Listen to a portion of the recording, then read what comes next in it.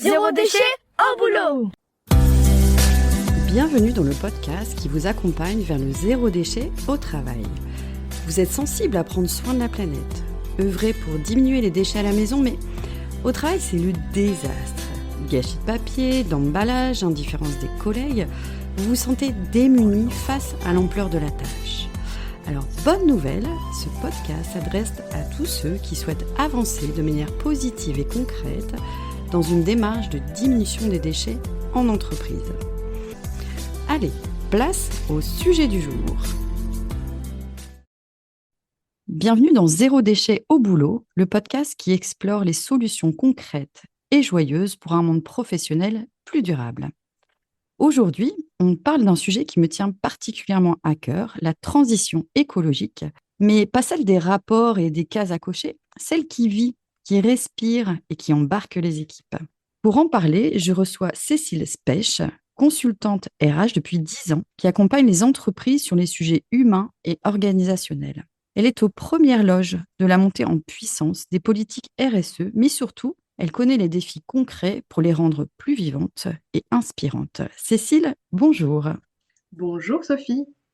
Alors, bienvenue pour cet épisode. Cécile, je vous propose pour démarrer de vous présenter en quelques mots. Donc, qui êtes-vous et qu'est-ce qui vous a amené sur le chemin de la transition écologique ?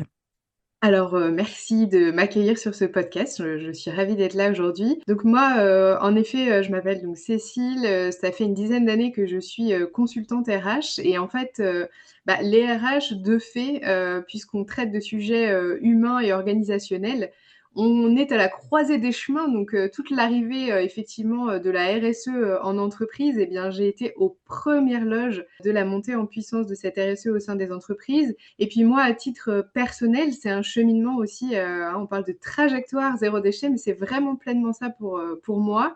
Petit à petit, il y a des graines qui ont germé dans ma tête et qui font que aujourd'hui, ça me permet d'être vraiment alignée, on va dire, entre ce sur quoi je travaille au quotidien au sein des entreprises et avec les femmes et les hommes qui travaillent au sein des entreprises surtout, et puis mon engagement personnel au quotidien qui passe par plein de petites choses, mais c'est vrai que voilà, moi par exemple, je vis en vélo électrique avec mes 2 enfants derrière, mes courses devant, enfin voilà, pour donner des petits exemples concrets de ce que ça veut dire pour moi la transition au quotidien. C'est vraiment ça. Et puis j'ai rajouté une corde à mon arc puisque l'année dernière, en parallèle de mon métier de consultante, j'ai créé une marque qui s'appelle Isalo, qui propose du coup des produits fabriqués en France, des produits lavables, donc des éponges grattantes, des gants exfoliants, etc., qui permettent de remplacer le jetable. Donc j'ai concrétisé aussi, on va dire, cette trajectoire en proposant aux autres de me rejoindre sur ce chemin du zéro déchet pour lier effectivement le perso, le pro, le B2C, le B2B, et que tout ça infuse dans la société de manière globale. Bravo, bravo, bravo. Nous allons à présent parler de l'état des lieux de la transition écologique dans les entreprises aujourd'hui. Comment pourrait-on définir ce que font aujourd'hui les entreprises pour la planète ? Alors, c'est une question qui est pas évidente. Je pense que les entreprises qu'elles font, c'est qu'elles essaient. Donc, je ne sais pas si c'est une définition, mais en tout cas, c'est vraiment le premier mot qui me vient sur l'état des lieux, en fait, aujourd'hui. C'est que les entreprises, elles sont dans encore une fois, une trajectoire. Donc, on essaie d'avancer. C'est pas toujours parfait. C'est loin d'être quelque chose de parfois de très construit, mais en tout cas, il y a des petits pas. Il y en a qui font ça très bien en commençant vraiment par des petites actions. Il y en a qui, je considère que c'est pas forcément le bon chemin, mais qui ont besoin de ça et qui commencent par poser les choses sur des grandes stratégies. Mais en tout cas, voilà, on voit plein de tentatives. Donc, je pense qu'aujourd'hui, on est justement à ce moment où, en fait, il y a une maturité évidemment très hétéroclite, ce qui rend la réponse à cette question compliquée parce que chaque entreprise a sa propre manière de répondre et d'agir sur ce sujet-là. Et je pense qu'il y a vraiment une hétérogénéité aujourd'hui de maturité, de mode de réponse sur ce sujet. Mais voilà, je pense qu'on est à un tournant dans le sens où beaucoup d'entreprises se rendent compte qu'il y a une nécessité d'aligner justement le volet très stratégique et le volet très opérationnel, terrain. Donc on est un peu à la croisée des chemins pour finalement arrêter ce qui a été longtemps, en tout cas pour moi sur le terrain, la RSE était très schizophrène. C'est-à-dire qu'il y avait parfois des grandes stratégies avec des grandes intentions et des grandes roadmaps, des grandes feuilles de route posées. Et puis sur le terrain, on constatait en fait un décalage. Donc je pense qu'on est à ce moment où la majorité des entreprises sont en train d'essayer de lisser tout ça. L'ambition est différente selon les entreprises, bien sûr, mais en tout cas, il y a vraiment cette volonté d'aligner en fait ce qui se passe sur le terrain dans la vraie vie de tous les jours et les grandes ambitions en termes de transition écologique en entreprise. Voilà, je ne sais pas si ça répond exactement à la question que vous me posez, mais voilà, c'est ma réponse en tout cas. Très bien. Et Cécile, quand vous rentrez dans une entreprise pour parler transition écologique, ça ressemble à quoi? Est-ce que c'est un sujet qui fait envie, un sujet qui stresse? Un peu les deux? Je pense qu'il y a un peu des deux. On le sait aujourd'hui, il y a beaucoup d'enquêtes qui montrent que les collaborateurs, en fait, les gens dans la vraie vie au quotidien, voilà, sont quand même touchés dans leur grande majorité par ce sujet-là de transition écologique. Donc il y a une vraie volonté, on parlait il y a quelques années de quête de sens. Je pense que ça en fait partie et qu'aujourd'hui, il y a une envie de faire sa petite part du colibri. Et à la fois, il y a une grande peur parce que RSE, transition, écologie, enfin tous ces mots-là, ils sont malheureusement assez galvaudés et ils sont très chargés aussi émotionnellement. Et donc, on y met tout un tas de fausses promesses, de grosses feuilles de route inapplicables, aussi d'une approche très culpabilisante de la transition écologique. Et donc, forcément, ça fait peur parce que on a l'impression qu'on va venir imposer des choses, qu'on va nous empêcher. C'est un peu cette logique-là, nous contraindre. Donc, il y a cette peur-là voilà, d'une charge mentale supplémentaire, de quelque chose de très rabat-joie. Personne n'a envie d'être Michel de la Conta qui flique les poubelles.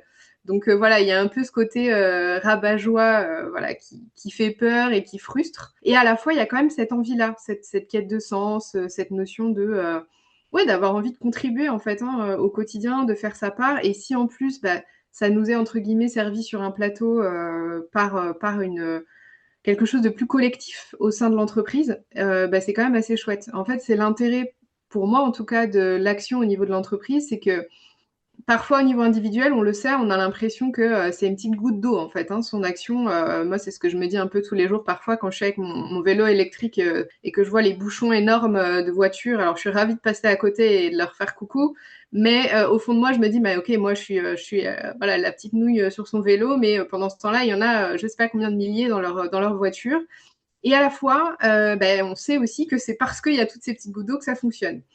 Donc, je trouve que l'entreprise, c'est le bon niveau entre le côté, on va dire, sociétal global qui met du temps à bouger, qui est lent, avec aussi voilà, une notion de politique, etc. Et puis le niveau individuel qui peut aller beaucoup plus vite, mais qui a un impact forcément individuel. Donc l'entreprise, c'est le bon niveau. L'organisation, de manière générale, ça peut être des organisations, des assos, des organisations publiques, et le bon niveau, je pense, d'action pour voir l'impact en fait assez vite, être embarqué dans quelque chose de collectif, ce qui est toujours beaucoup plus galvanisant que d'être tout seul sur son petit vélo, pour reprendre mon image. Donc voilà, donc c'est le bon niveau et du coup c'est vrai que il y a ce côté collectif aussi qui forcément est beaucoup plus motivant. Tout à fait. Chouette. Nous allons à présent aborder l'utilité de mobiliser les salariés, pardon, mais aussi des enjeux pour une entreprise à aller vers la transition écologique. Alors, selon vous, pourquoi est-ce que ça vaut le coup pour une entreprise de se lancer dans la transition écologique? Alors, j'irai au-delà de l'obligation légale. Alors, le premier sujet, c'est qu'aujourd'hui, les entreprises, elles ont besoin de collectifs. Donc, ça va vraiment faire une belle transition avec ce que je vous racontais juste avant. Les entreprises, on est à un tournant. Nous, on est beaucoup sollicités en ce moment par des sujets de cohésion, d'engagement, etc., de valorisation aussi, de reconnaissance. Et donc, quoi de mieux comme projet que ces projets liés à la transition écologique pour mobiliser en fait collectivement autour d'un récit positif. Parce que, comme je le disais, on a eu longtemps ce discours très culpabilisant, un peu déprimant autour de la transition écologique. Ça, je pense que malheureusement, ça existe encore, mais globalement, c'est un peu derrière nous. Et donc aujourd'hui, si on est dans un discours effectivement très positif, ce sont des projets qui sont hyper mobilisateurs, qui redonnent de l'énergie, qui permettent de rassembler vraiment autour d'un projet, de décentrer un petit peu et de ramener du sens aussi dans le business pour lequel on travaille au quotidien. Donc je pense qu'il y a ça, il y a vraiment ça, arriver à aller chercher en fait, à aller gratter pour aller chercher les valeurs, les convictions profondes en fait, et les émotions du coup de ses collaborateurs et pouvoir les remobiliser sur quelque chose, ouais vraiment de l'ordre du très perso, parce que finalement, quand on parle de transition écologique, on vient parler de valeurs, on vient parler de convictions, et donc on touche aussi au très personnel. Donc ça, c'est le premier point. Je pense que c'est la première raison pour laquelle c'est intéressante. La deuxième raison, c'est le business, en fait, parce que ça, il y a plein d'histoires qui le prouvent, mais en construisant des feuilles de route et en incluant vraiment dans sa stratégie business cette notion de transition écologique, et en fait, on est performant, donc on gagne de l'argent. Le meilleur exemple que je donne, qui est hyper simpliste, mais qui permet de faire comprendre les choses, c'est les économies d'énergie. C'est qu'en fait, en travaillant, par exemple, sur le zéro déchet, les économies d'énergie, en fait, on gagne de l'argent. Très simplement. Donc en fait, c'est aussi être performant, et ça c'est un détail. Quand on inclut vraiment la transition écologique dans son business model, on arrive à vraiment faire des choses incroyables. Donc voilà, deuxième raison, c'est le but d'une entreprise quand même in fine, c'est d'avoir de l'impact, évidemment, ça c'est souhaitable, mais c'est de gagner de l'argent. Et donc je pense que en travaillant ces sujets-là, on gagne de l'argent. Et puis, je pense qu'il y a une notion qui va au-delà de la cohésion d'équipe, de la quête de sens, etc., qui est la fierté d'appartenance. Je pense qu'aujourd'hui, on a envie d'appartenir. On a envie d'appartenir à une communauté, à un collectif, à une entreprise qui en fait qui est clean, en fait, qui fait les choses bien, qui est une chouette boîte. Et en fait, agir en faveur de cette transition écologique, et je mets aussi dedans tout le volet social, hein, de la RSE, par exemple, si on élargit. C'est hyper valorisant, et du coup ça renforce la fierté d'appartenance. Ça permet aussi, mine de rien, aux entreprises de rayonner, hein, parce que souvent quand on a des collaborateurs qui se sentent bien, ils ont envie de parler de leur boîte, de dire que la boîte fait les choses bien. Et donc en termes d'image de marque, en termes de visibilité, de discours, forcément ça sert l'entreprise. Et donc, on reboucle avec ce que j'ai dit avant, mais en termes de business, du coup, on a une image qui est hyper positive, une notoriété et une visibilité aussi. Donc, c'est très, très positif. Et puis, peut-être un dernier point qui me vient là en parlant, mais sur le cadre de travail, en fait. Souvent, en travaillant la transition écologique, on vient améliorer les conditions de travail. Et ça, je trouve que aujourd'hui, c'est un angle qu'on n'aborde pas tant que ça au final quand on parle de RSE en entreprise, alors que finalement, travailler dans un environnement qui est plus sain, qui est peut-être moins encombré, où il fait bon vivre, où on régule tout un tas de choses beaucoup mieux.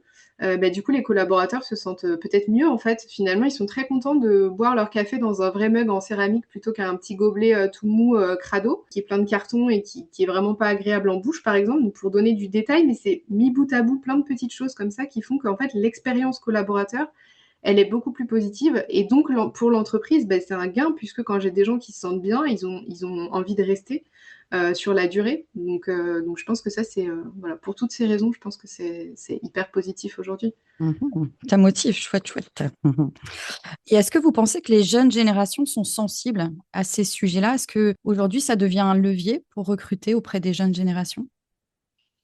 C'est une excellente question. J'ai malheureusement pas les chiffres en tête, mais ce qui est intéressant, c'est quand on regarde les enquêtes, en fait, nous, on regarde beaucoup les baromètres sur pourquoi les gens, en fait, vont choisir une entreprise plutôt qu'une autre, globalement. Donc, quelqu'un qui est candidat, qui postule dans plusieurs entreprises, pourquoi il irait dans l'entreprise A plutôt que l'entreprise B? Et en fait, tous ces sujets justement, de quête de sens, de valeur, et notamment sur l'environnemental, sont beaucoup plus des sujets pour les jeunes générations que pour les autres. Donc quand on regarde un petit peu plus la granularité, en effet, les jeunes vont être plus sensibles à ces sujets-là, parce qu'en fait, ils ont baigné dedans aussi, hein, tout simplement. Je pense que c'est un discours que eux entendent aussi au quotidien. Moi, à titre perso, je donne quelques cours chaque année dans une école de commerce. Et donc j'entends les bruits de couloir, les discussions de pause, etc. Et c'est vrai que je suis toujours impressionnée, cette Gen Z là, par l'attention en fait qu'ils portent à ça, par le fait que typiquement ils ont tous une gourde en métal sur leur table, enfin voilà, en fait ils sont imprégnés par ça, donc c'est même pas comment dire, c'est pas que c'est pas un sujet pour eux, mais c'est que pour eux le fait qu'une entreprise ne soit pas engagée sur ces sujets-là, c'est vraiment un no-go. Donc c'est même pas une attente pour eux de se dire il faut que l'entreprise, etc. C'est que eux ça fait partie de leur paradigme de base, en fait ils vivent là-dedans. Donc ça leur paraît complètement anachronique s'ils se retrouvent dans une entreprise qui ne correspond pas en fait à ce que eux vivent intrinsèquement vis-à-vis de leur quotidien, de la manière dont ils ont été éduqués, etc. Donc je pense que oui, il y a une nécessité là-dessus, et je pense aussi que c'est eux parfois qui font bouger les lignes, parce qu'ils sont un peu des empêcheurs de tourner en rond sur ces sujets-là. et ils mettent un peu les pieds dans le plat parce qu'en plus, bon, il y a beaucoup de critiques sur cette génération qui arrive sur beaucoup de sujets, mais ils ont vraiment l'atout d'être très audacieux et de prendre la parole en fait, hein, d'oser toujours s'exprimer. Et du coup, ils ramènent en fait toutes ces interrogations au sein de l'entreprise. Et ça, je trouve que c'est hyper bénéfique parce qu'en fait, ça permet de faire avancer aussi plein de petits sujets. Et voilà, et je les vois là quand ils discutent. En plus, ils sont tous en alternance, donc voilà, se parler sur ah bah oui, moi j'ai vu ça dans ma boîte, ça marche comme ça c'est fou. Je suis arrivée, j'ai eu des goodies, c'était même pas made in France, nanana. Donc en fait, ils ont des réflexions que effectivement des personnes, même bon moi je suis pas hyper vieille, mais même moi de ma génération, évidemment, on n'avait pas du tout quand on est rentré dans le monde du travail, quoi. Intéressant. Parlons à présent de ce qui coince. Donc, selon vous, quels sont les freins les plus fréquents que vous rencontrez chez les salariés? Alors, est-ce que c'est la peur du changement, le manque de temps, l'impression que ça sert à rien? C'est quoi les freins les plus fréquents que vous rencontrez dans les structures que vous accompagnez? Bah, il y a un peu de tout ça. Je pense que, vous avez mis le doigt sur pas mal d'ingrédients, de ce qui freine. Je pense que, la première chose qu'on entend souvent, surtout quand on commence voilà, à être sur le terrain avec les collaborateurs, c'est en gros, pourquoi est-ce que moi, je me casserais les pieds à trier mes déchets, quand, le big boss, il prend l'avion, 2 fois par mois ou 2 fois par semaine, quoi, globalement. Donc il y a un peu ce sujet de cohérence globale et de se dire, bah, en fait, c'est une goutte d'eau, il y a une injustice perçue entre, ce qu'on me demande à moi sur le terrain et ce qui peut se passer dans d'autres sphères de l'entreprise. Alors parfois, c'est un raisonnement qui est totalement justifié, mais bah, en commençant quelque part, on arrive à faire bouger les choses. Parfois, c'est une méconnaissance en fait, hein, de dire que bah il y a des choses qui sont beaucoup plus compliquées à bouger, donc c'est normal qu'aujourd'hui on coche pas toutes les cases et qu'on commence par des endroits qui sont peut-être plus faciles à mobiliser, donc ça passe par beaucoup de pédagogie. Mais en tout cas, il y a ce frein-là. Je pense qu'il y a un frein de temps et que je mettrais même, je raccrocherais à la charge mentale parce qu'au-delà du temps, je trouve que moi, je suis très attachée à plein de choses qui sont derrière le temps parce qu'on met souvent beaucoup de choses sur le dos du temps, j'ai pas le temps, etc. Moi, je préfère gratter un petit peu plus et bah, par exemple, je parle beaucoup d'énergie en entreprise, etc. Et de charge mentale parce que là, c'est même pas une question de temps. J'ai pas le temps de laver ma tasse en partant le soir. C'est la charge mentale que ça me demande de me dire, bah là, en fait, j'ai bu un café, du coup, va falloir que j'aille laver mon mug ou bah tiens, en fait, il y a plus de couverts jetables à la sorte de petite cantine où je peux aller chercher à manger. Donc, il faut que je pense à avoir mes couverts avec moi quand je viens au boulot. Donc, il y a une notion quand même de charge mentale avec notamment le zéro déchet, mais avec tous les dispositifs de transition écologique, de devoir bah, rien que trier, donc de réfléchir un petit peu plus à où est-ce que je mets mon papier, mon machin, etc. Donc, il y a cette notion-là. Je pense qu'il y a un frein aussi, bah, comme je disais tout à l'heure, de peur du jugement un peu social, parce que mine de rien, la personne qui est un peu engagée, qui coche les cases, de la transition écologique, c'est un peu le rabat-joie, ou un peu l'hurluberlu, qui vient, au boulot en vélo, qui, met son pantalon de pluie, étend son pantalon de pluie dans l'open space parce que, il a plu et qu'il est venu en vélo. Enfin, il y a une petite notion quand même encore voilà, de la personne pas très fun et qui vient, rabattre un peu les oreilles avec ses solutions zéro déchet et voilà et sa transition écolo. Peut-être aussi au bureau, ça je l'ai entendu un petit peu, mais je pense que c'est un frein qui est peut-être un peu moins fort. C'est la notion de l'hygiène, notamment quand on vient toucher à ben, justement les mugs en fait qui sont lavables, donc les gens lavent et puis ça repart dans un placard. Est-ce que le truc est vraiment bien lavé? L'éponge lavable, quand on vient remplacer par exemple les trucs pour s'essuyer les mains en papier, qu'on met des torchons. Est-ce que bah oui, le service de ménage il lave vraiment bien les torchons tous les jours? Enfin, donc il y a un peu ce sujet quand même du côté microbe, un peu cracra. Et en fait, tout ça, globalement, si on met un chapeau là-dessus, bah, c'est vraiment cette notion de conduite du changement que vous mettiez dans votre question. Et évidemment que le gros sujet de la transition, et c'est pas un hasard si ça s'appelle transition, c'est qu'il y a une notion de cheminement et il y a une notion de conduite du changement. Il y a toute cette courbe, hein, de la courbe du deuil qu'on utilise en conduite du changement, qui est qu'il bah, faut arriver à passer en fait par toutes ces étapes et c'est pas pour rien qu'on utilise en conduite du changement cette fameuse courbe du deuil, c'est qu'il faut faire le deuil aussi d'une ancienne manière de faire pour arriver à accepter la nouvelle. Donc forcément, et c'est ce que je disais, selon la maturité des entreprises, mais aussi des individus au sein de l'entreprise, c'est quelque chose qui va être plus ou moins douloureux, plus ou moins effrayant. On va rencontrer plus ou moins de réticence. par rapport à ce changement-là. Donc je pense qu'on peut englober un peu tout ça dans cette peur du changement avec plein de petits ingrédients que je viens de mentionner. Et est-ce que vous avez déjà entendu des phrases comme Oh, c'est encore une lubie de la direction ou alors on n'a pas les moyens? Qu'est-ce que vous faites par rapport à ces freins? Comment vous réagissez par rapport à ça? Alors, en général, on n'a pas trop, c'est encore une lubie de la direction parce que nous, la manière dont on aborde la RSE, c'est souvent par le bas. C'est-à-dire que même quand il y a effectivement des stratégies de la direction en haut, on va re-rentrer en fait par des démarches, mais on en reparlera peut-être sur la manière d'embarquer, mais d'ambassadorat notamment. Donc en fait, forcément, on n'a pas trop ce genre de remarques. En tout cas, nous, on les entend pas trop. Je pense qu'elles existent, mais j'y suis pas forcément confrontée parce que clairement, une entreprise qui en fait impose en top-down des stratégies comme ça de transition écologique, c'est forcément risqué. Donc il y a ce genre de phrase, et je pense que la bonne réponse à ça, c'est justement de se dire, bah non, en fait, il y a une impulsion au démarrage, mais on a besoin de vous pour concrètement en fait mettre en musique, voilà, des grandes intentions business en haut. Et ce que vous me disiez, c'était sur le manque de moyens. Enfin, on n'a pas les moyens Mhm, de mettre ça mhm. en place. Bah justement, je reprends ce que je disais sur le gain business, mais je pense que un des enjeux fondamentaux sur la mise en place d'actions au démarrage sur des feuilles de route RSE, c'est de commencer par des choses qui, visiblement, vont générer de l'impact en positif et qui, du coup, par ce qu'on appelle des quick wins, hein, des gains rapides, vont permettre de montrer qu'en fait, il y a justement un impact positif sur la vie des gens, sur peut-être les résultats justement de l'entreprise. Enfin, il peut y avoir plusieurs axes, mais de montrer qu'en fait, assez vite, on génère du résultat d'une manière ou d'une autre et qu'on améliore le business, qu'on améliore le quotidien, etc. Et en montrant par des petites actions au démarrage qui fonctionnent, qu'on arrive à avoir cet impact-là, bah, du coup, on désamorce assez vite ces freins-là, en tout cas ces petites phrases et ces récits-là sur oui, mais on n'a pas les moyens, ça va nous coûter cher, ça va nous coûter, entre guillemets, aussi au quotidien dans la manière de vivre l'entreprise, quoi. Donc, je vous propose à présent, Cécile, de parler des solutions et des leviers, et surtout de la question du comment embarquer les équipes. Alors, ma première question viendrait plutôt sur par où commencer? Qu'est-ce que vous conseillez pour démarrer un projet voilà, de transition écologique et d'être sûr d'embarquer la majorité des collègues ou voilà, que ça fasse une lame de fond pour que tout le monde s'y mette? Comme je le disais, encore une fois, excellente transition. Je pense que il faut commencer par des choses petites mais visibles, c'est-à-dire des choses qui coûtent pas beaucoup et qui rapportent beaucoup.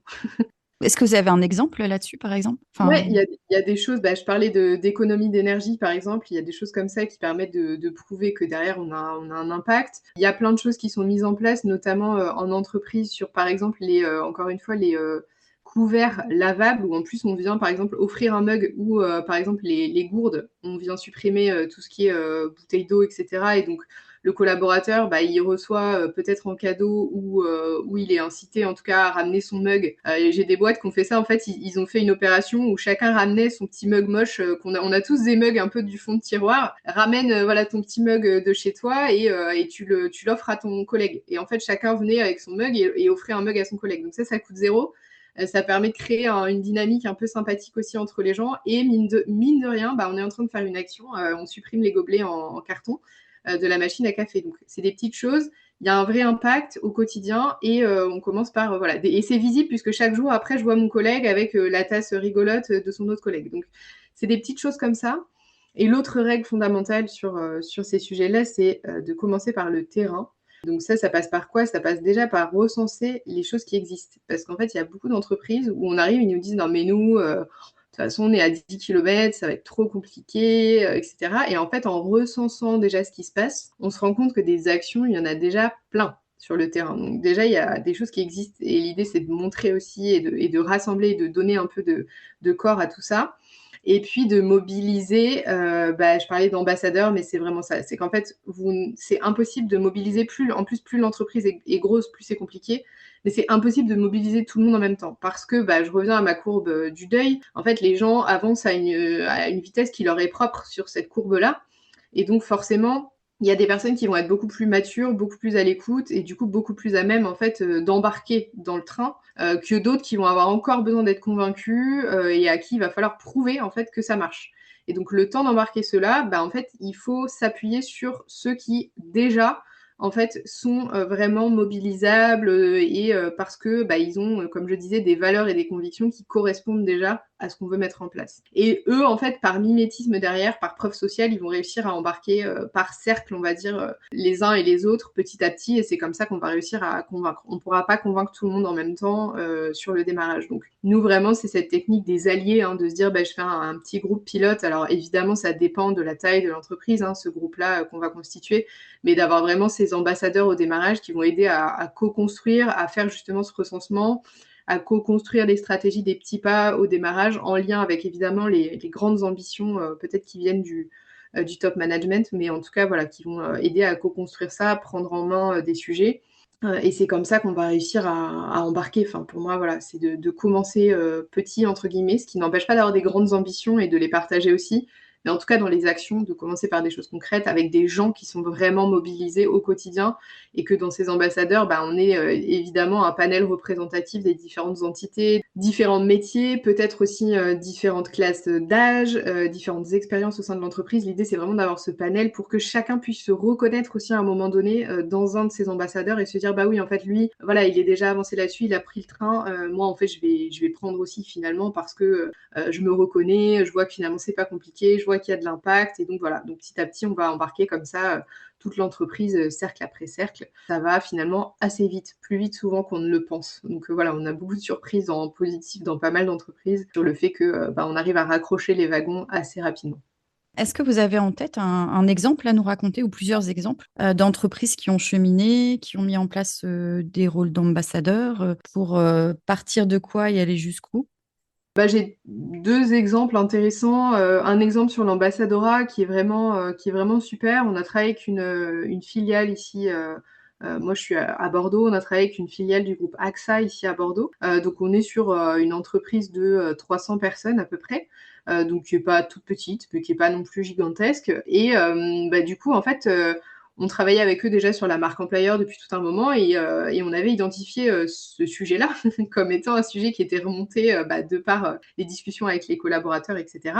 Et donc, ils ont décidé de prendre effectivement ce sujet-là à bras-le-corps, et on l'a pris sous le prisme justement de cette notion d'ambassadeur. Donc, on a constitué un groupe d'ambassadeurs. Et en fait, la première chose qu'on a fait, c'est qu'on a recensé les actions. Et il y avait déjà plein de choses, alors que ce soit sur le côté transition écologique, mais aussi sociale.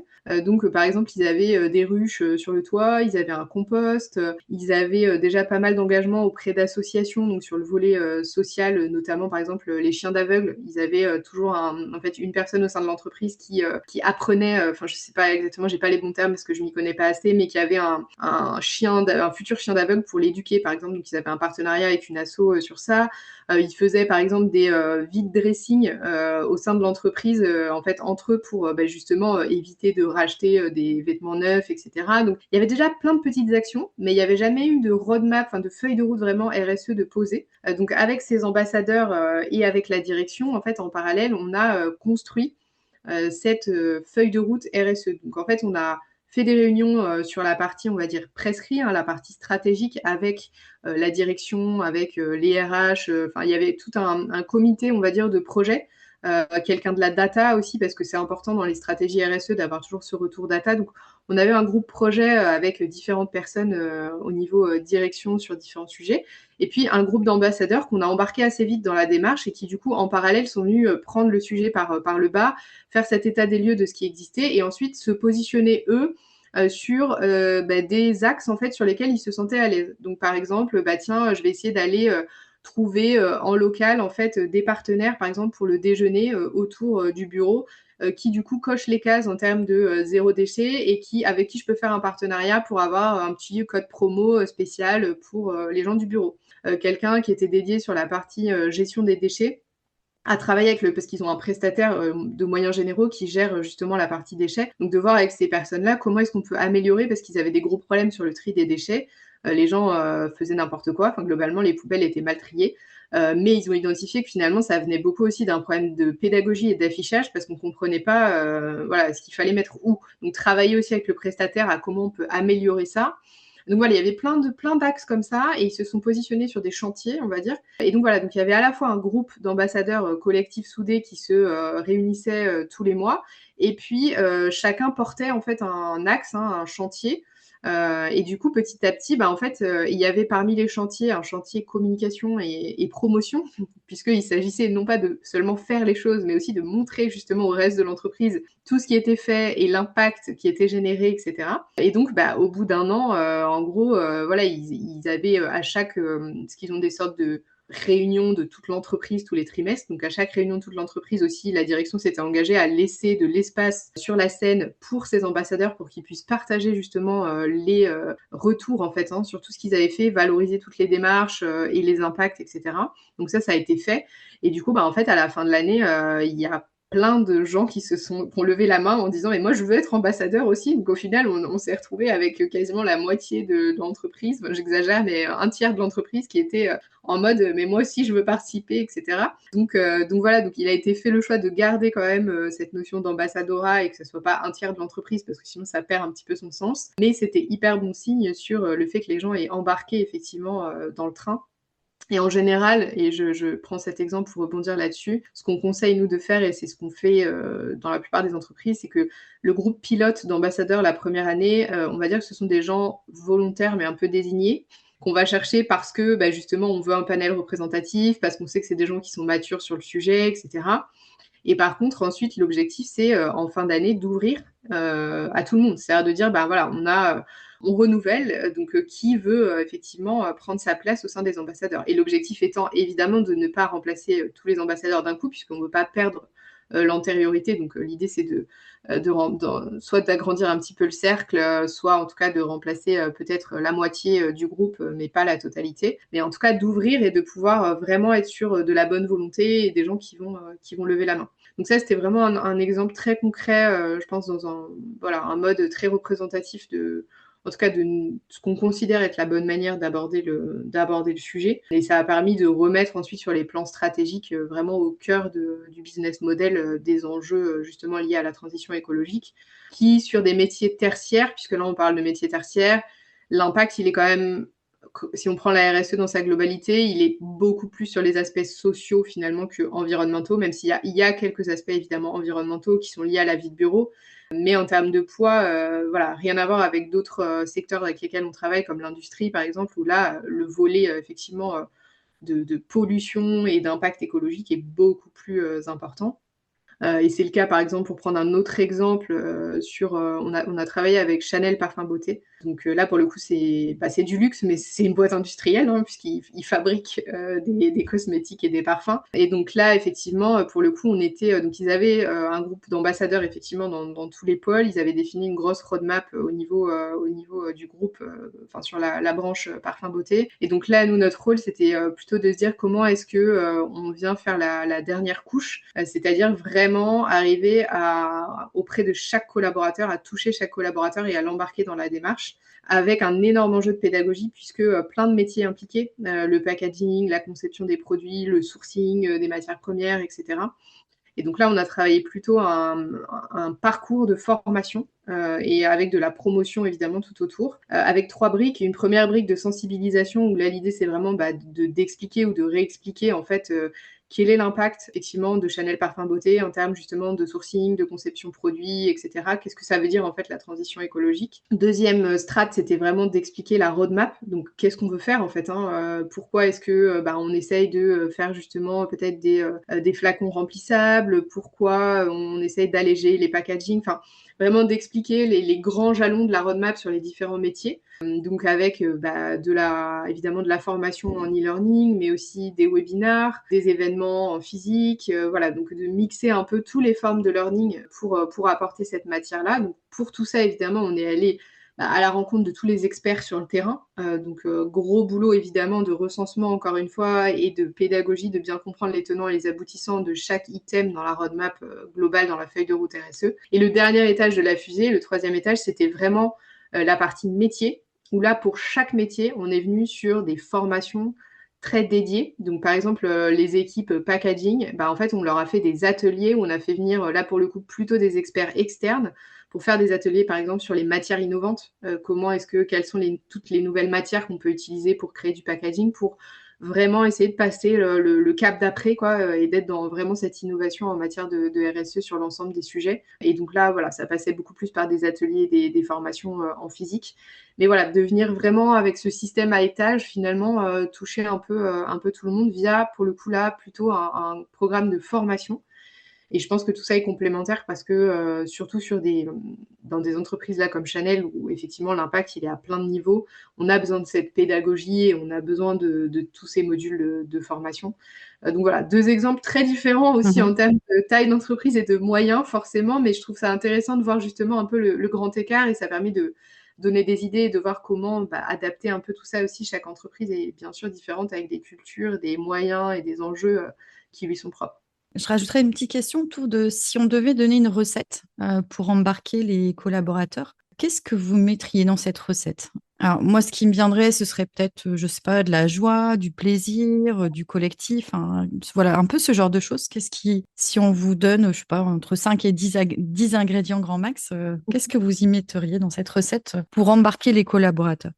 Je pense qu'effectivement, j'allais dire la notion de petits pas et de célébration est hyper important. Célébrer les victoires, c'est de se dire, je parlais de théorie des petits pas, donc commencer petit, peut-être le viser moins déjà, dans cette recette-là, il est important. C'est-à-dire que, comme je disais, on parle de trajectoire, par exemple, sur le zéro déchet, on vise pas le zéro absolu. L'idée, c'est en fait de commencer quelque part. Donc viser le moins déjà, de se dire, on commence par quelque part et surtout célébrer les petites victoires avant de passer aux suivantes. C'est-à-dire ne pas voir toujours le haut de la montagne, mais vraiment chaque marche qu'on franchit est l'occasion de célébrer et de se dire que justement on a déjà gravi une marche. Donc ça déjà c'est la première chose.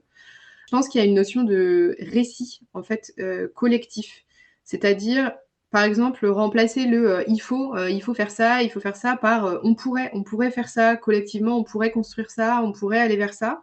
Je trouve que dans la manière d'aborder les choses, ce discours-là, je pense qu'il est hyper important. Donc le récit qu'on met autour de tout ça, je pense il est important. L'exemplarité, et alors ça rejoint un sujet de management qui me tient énormément à cœur et qui est évidemment valable pour la transition écologique, mais pour beaucoup d'autres sujets. C'est-à-dire qu'il ne suffit pas de dire, mais il faut montrer. Donc l'exemplarité, je pense que sur ce sujet-là, elle est fondamentale. Si on définit des choses et des règles de vie en commun et des changements, il faut que le top management, le management de proximité, tout le monde s'y mette et que ce soit visible et qu'on voit que les choses changent. Donc ça, je pense que c'est aussi un autre ingrédient qui est très important là-dedans. Et évidemment, comme vous disiez, le positif, je pense qu'on n'a jamais, et les dernières années l'ont prouvé, rien obtenu sur ce sujet avec de la culpabilisation et avec des discours moralisateurs. Donc le positif, même si c'est parfois difficile parce qu'on vit dans un monde qui n'est pas toujours hyper joyeux sur ces sujets-là, on est déjà allé un peu trop loin malheureusement. Et donc, c'est compliqué parfois de prendre de la hauteur et de se dire, oui, en fait, on aurait envie d'avoir une baguette magique et de tout changer d'un coup. Et voilà, mais garder ce côté positif, je pense que ça, c'est hyper important. Et ça rejoint cette notion de récit, de se dire que dans l'histoire qu'on raconte, on est sur quelque chose de positif. Et ça rejoint un peu ces notions de se dire, en fait, on n'est pas là que pour cocher des cases dans un tableau Excel et dire oui, c'est bien, bilan carbone. Enfin voilà, on n'est pas que sur des lignes Excel à cocher des choses. On est aussi en train de construire quelque chose ensemble. Donc ce projet, je pense, peut-être j'en terminerai par là, mais cette notion de projet collectif, ça c'est un ingrédient qui est hyper important et en plus qui est bénéfique sur plein d'autres sujets. Donc c'est pas une ligne de plus à cocher, c'est pas un bilan de plus à produire à la fin de l'année. C'est vraiment un projet collectif dans lequel on s'engage ensemble, qui améliore le vivre ensemble, qui améliore la performance de l'entreprise, donc qui est vraiment positif à tous les niveaux. Super. Je garde cette phrase en guise de conclusion. Ça me va très bien. Cécile, un immense merci pour cet échange rempli d'espoir et de pragmatisme. Vous nous rappelez que la transition écologique, ce n'est pas une contrainte, mais une aventure collective qui peut rendre le travail plus sensé, plus solidaire et même plus joyeux. Alors, pour suivre vos aventures, peut-on vous retrouver sur quel site internet, réseau social Alors, vous pouvez me retrouver sur LinkedIn. Je publie assez régulièrement, donc voilà, Cécile Spech. J'ai l'avantage d'avoir un nom pas très commun, donc normalement vous arriverez à me retrouver. Et puis le site du cabinet plotfox.fr, plotfox.fr. C'est noté. Et je le mettrai dans le descriptif du podcast. Un immense merci, Cécile. Merci à vous, c'était un plaisir. Grand plaisir. Et vous, chers auditeurs, quelles petites actions pourriez-vous lancer dès demain pour embarquer vos collègues? Partagez vos idées avec nous. Au plaisir. Merci pour votre écoute. Je suis Sophie Free. Dans la vie, je travaille pour sensibiliser au développement durable. Et je parle notamment du zéro déchet. Pour cela, je propose des ateliers, des conférences, des formations professionnalisantes, un blog, Sophie au naturel, et je suis aussi auteure de livres sur le sujet. Retrouvez toutes mes informations sur le site sophie-o-naturel.fr. Au plaisir!